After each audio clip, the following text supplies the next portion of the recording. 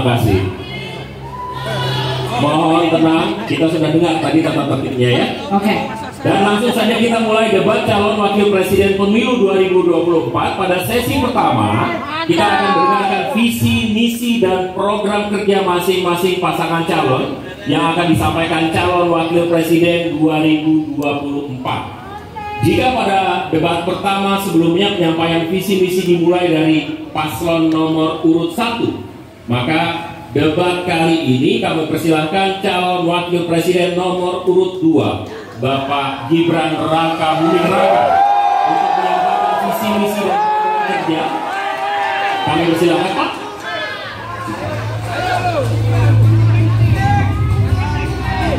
Kita menanti pemaparan visi misi dari paslon 02.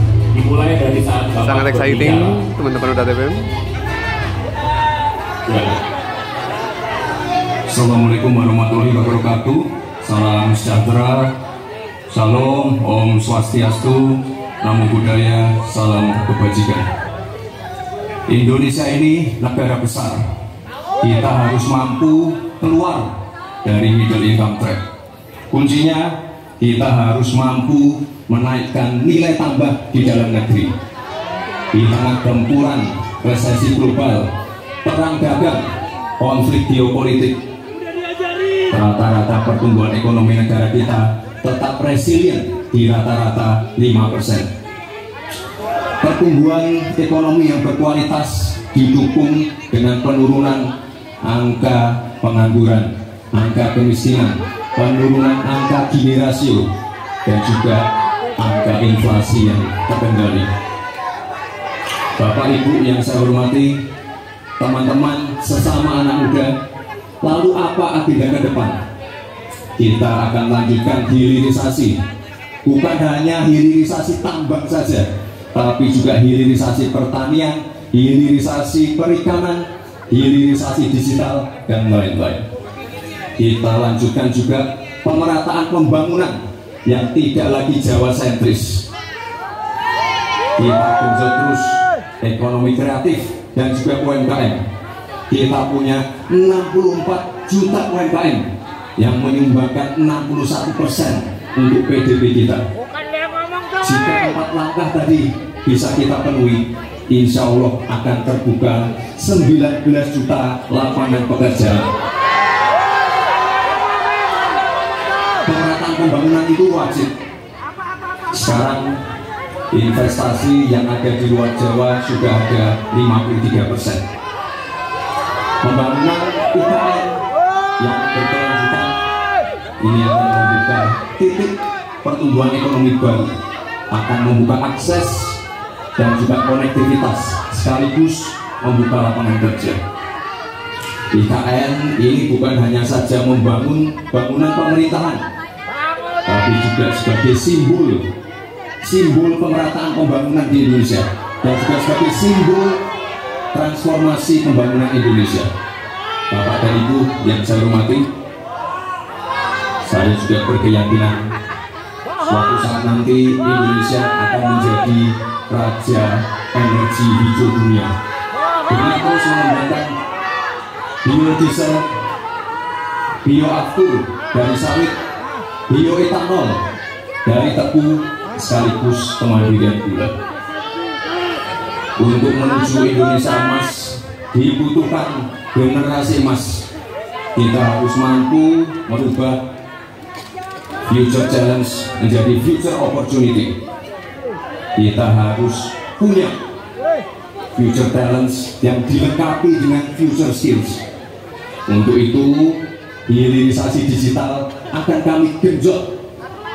Kita akan siapkan anak-anak muda yang ahli artificial intelligence, anak-anak muda yang ahli blockchain, anak-anak muda yang ahli robotik, anak-anak muda yang ahli perbankan syariah, anak-anak muda yang ahli kripto.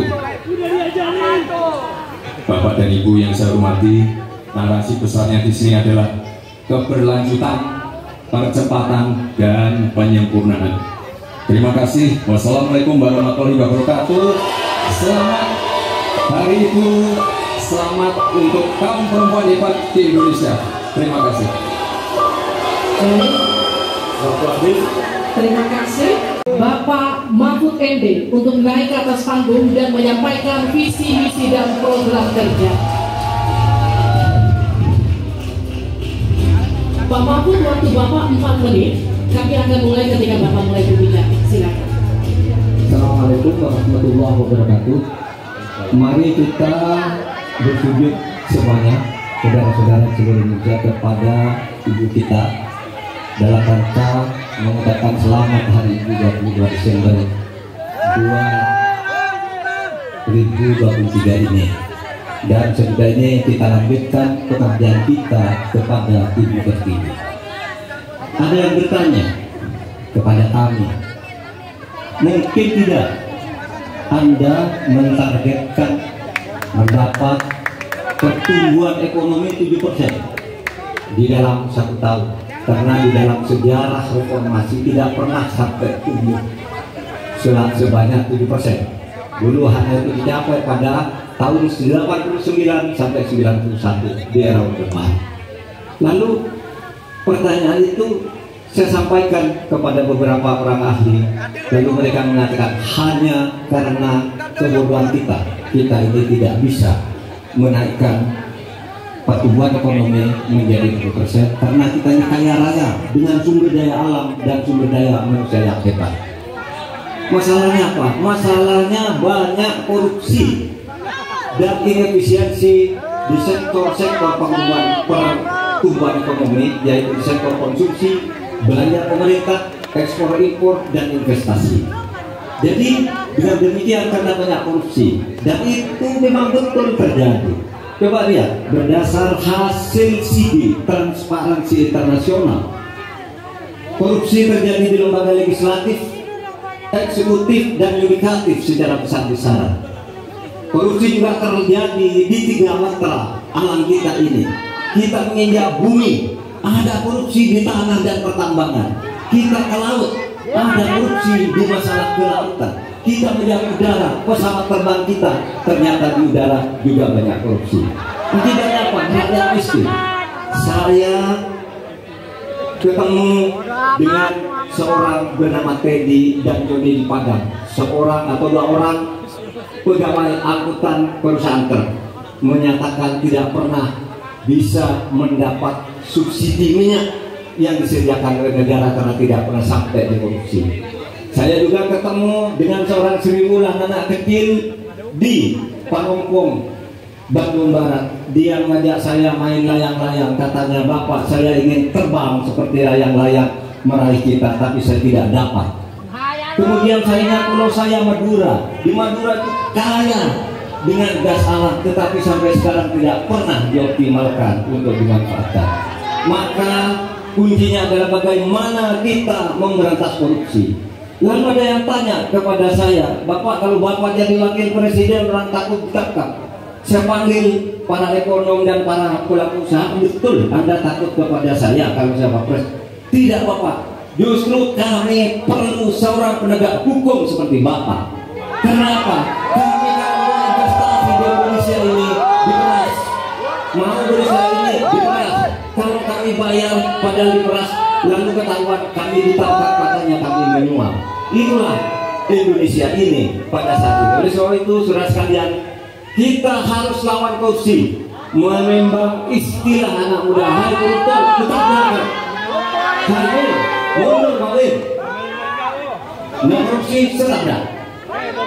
Saudara sekalian, ini semua dalam rangka agar terjadi pemerataan seperti ketentuan pasal 3 Undang-Undang Dasar. Di Al-Quran disebut kaila yakuna dulatan bainal ilmu. Jangan biarkan kekayaan itu hanya berada di antara kalian. Waktu Bapak sukses. Baik, terima kasih Pak Mahfud. Silakan kembali, Pak. Baik.